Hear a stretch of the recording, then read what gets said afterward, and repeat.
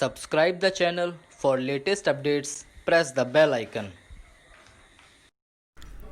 Get ready for the dictation at the count of 3, 2, 1, start.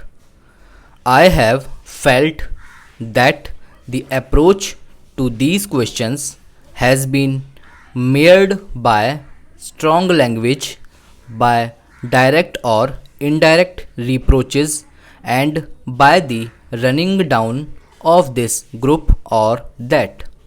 Consideration of these problems is not helped in the slightest by any province or community being run down and by any other part of the country considering itself more capable, more courageous, more independent, or more nationalistic.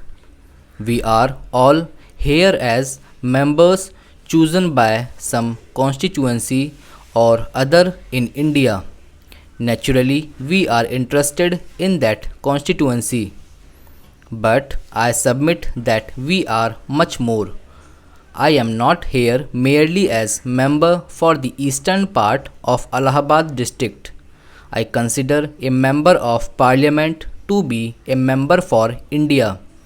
We are not members of some local municipality or district to consider the interests only of our area and forget the rest of India. We have to consider every question in relation to the whole country. As Prime Minister of India, I have to think in terms of India. I may make a mistake, as all of us make mistakes, but our bona fides must not be called into question. I submit that when we begin to challenge one another's bona fides, then any discussion and consideration of a problem and merits become difficult. Some honorable members may say it is all very well, your intentions may be very good, but where have you landed us with your good intentions? It is perfectly true that we have landed ourselves in a bit of a mess. I admit it and I admit my responsibility for it because, as Prime Minister and otherwise, also, I am at least partly responsible for it.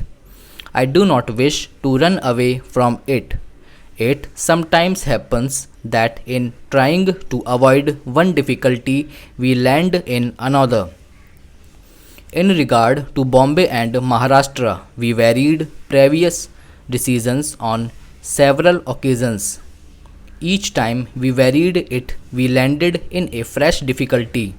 We did it at the suggestion of some respected colleagues of ours, and then they themselves wanted something else. Ultimately, we landed ourselves in this difficulty that any attempt to change it resulted in probably a worse situation than the first one.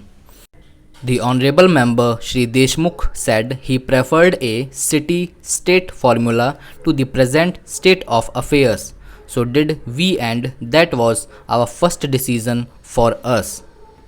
Honorable Member will remember that on one occasion he told us not only on his behalf but responsibly and authoritatively on behalf of others too that we should adopt the city-state formula.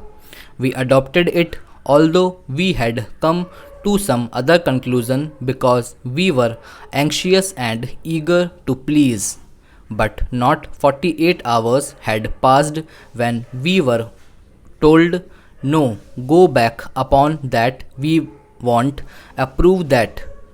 We went back upon it, and so we shifted about in our anxiety to arrive at some decision which carried the largest measure of agreement and consent.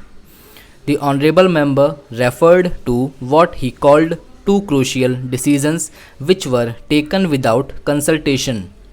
I am in a difficulty about this matter because I am really totally and absolutely unable to follow him. I do not know where he gets his facts from. I consulted my papers, our cabinet records, and everything. There are two decisions I leave out for the moment the statement that I made in Bombay.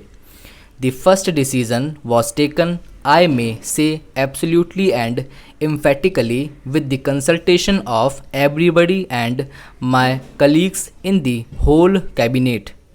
I have no doubt about it. Finally, this bill itself was placed before the cabinet. The bill, after all, contains the decision on Bombay, and it was the cabinet that adopted it before it came to this house. That is the usual procedure.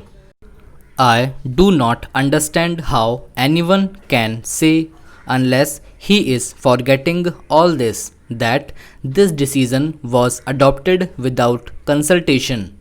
There has been more consultation on this than on any other subject that I have known of since I became Prime Minister. Shri Deshmukh was kind enough and good enough to say that he did not refer to me when he said that there was a certain animus. I thank him for the statement, but it is a small matter after all what I am and what I may be. But our method of government, the procedure we follow in the cabinet, in the government of India, in this parliament and elsewhere are much bigger matters. Are we following wrong procedures? Are we overriding everybody and imposing some individual will, mine, or a small committee's will over this parliament, over the government, over the country? That is a vital matter.